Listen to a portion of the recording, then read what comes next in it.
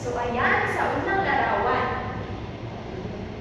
Magaling, ito ay lupa. So, anong mga likas na yaman na makikita sa lupa? Ayan, ito ay carrots, kamote, patatas, at iba pa. Sa pangalawang larawan. Ayan, magaling, ito ay tubig. Anong ating makikita sa yamang tubig? Mga iba't ibang uri ng isda. Sa pangatlong larawan. Tama, ito ay kalungatan kung saan makikita natin ang mga malalaking puno at iba't ibang uri ng hayop. Sa panghuling larawan, magaling, ito ay mga uri ng mineral. So, ang mga bibigas na yaman ng mineral ay makukuha lamang sa pagmimina. So, tayo ay magpatuloy. Ayan, ito ang ating aralin ngayong umaga. Mga likas na yaman sa Asya. So, narito ang ating mga layunin sa ating aralin ngayon. Sa aralin ito, inaasahan at nasagawa ng mga mag-aaral ang mga sumusunod. Jose, maaari mo bang basahin ang ating mga layunin? Ayan, maraming salamat.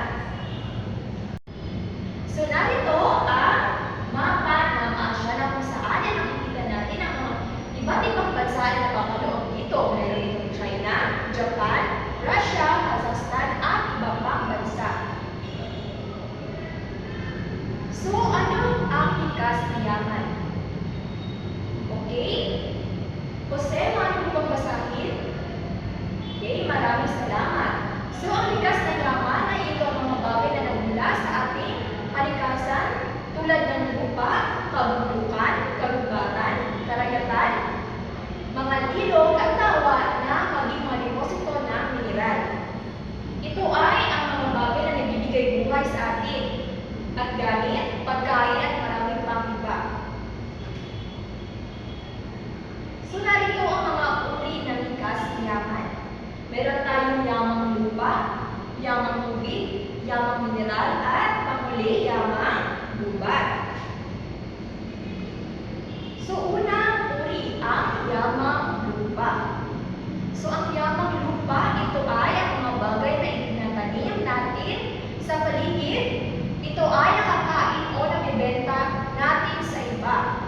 Nakukuha natin ang ating mga yamang lupa mula sa ating mga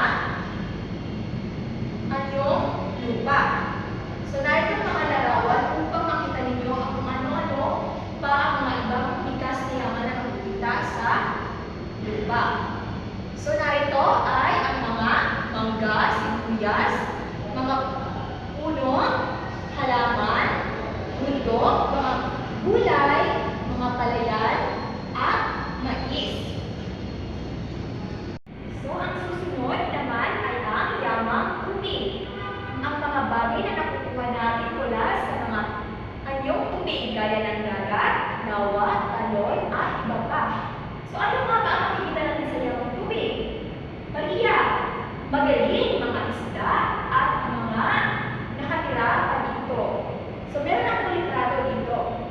Ayan, meron na nga tayong isda, mga jellyfish, mga shells, mga corals, mga pagong, at iba pa na nakatira sa anyong tubig.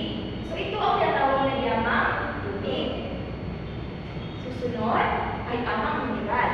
Mga bagay na nakukuha o makukuha mula sa kabundukan o ilalim ng lupa. So, pamilyar ba kayo sa pag-ibig na class? Tama, ito yung pagbubukal sa mga kabundukan kung saan nakakakuha sila ng mga nakagaya ng mga nickel, mga tinto, hilak, at aluminum. Ano nga ulit ito? O, tama, ito ay ang yamang mineral.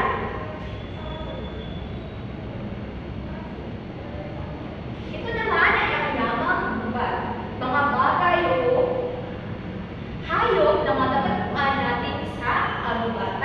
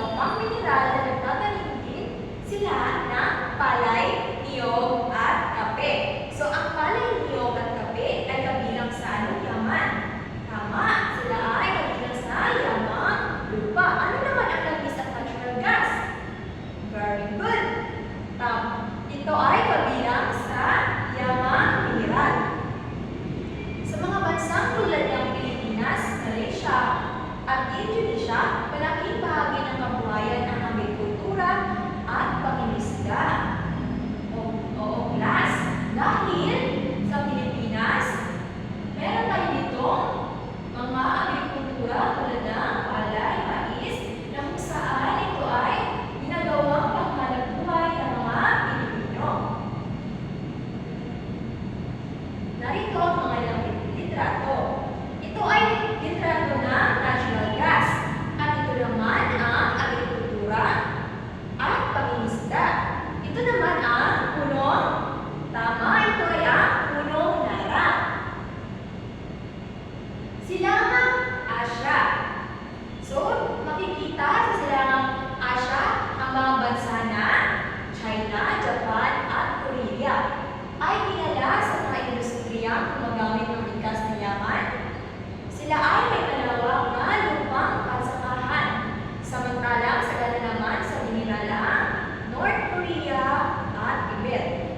Sa Japan naman, bagamat salat sa likas na yaman, umaangat ito sa pamamagitan ng industrialisasyon at paggamit ng mga likas na yaman sa produktibong paraan. So, isa ang China sa may mas malawak na pansakahan sa buong bansa na nakapaloob sa Asya. So, narito ang mga ilang larawan. O ito ay larawan ng pansakahan sa China. At ito naman ang mineral na makikita natin sa Tibet at North Korea. Mga likas na yaman na makikita natin sa kanlurang Asya. Pinakamayaman sa yamang mineral. Sila ay pinakamayaman sa mineral lalo na sa langis at petrolyo na pangunahing pinagkukunan ng enerhiya ng mundo. So, sila ang may produktibong paggawa ng langis. Sa kabilang nito ang bansa na Saudi Arabia, Iran, Iraq at Kuwait. Bukod dito ay nagtatanim din sila ng trigo, barley, at dates. So, sino dito nakakain ng dates? Oo, di ba?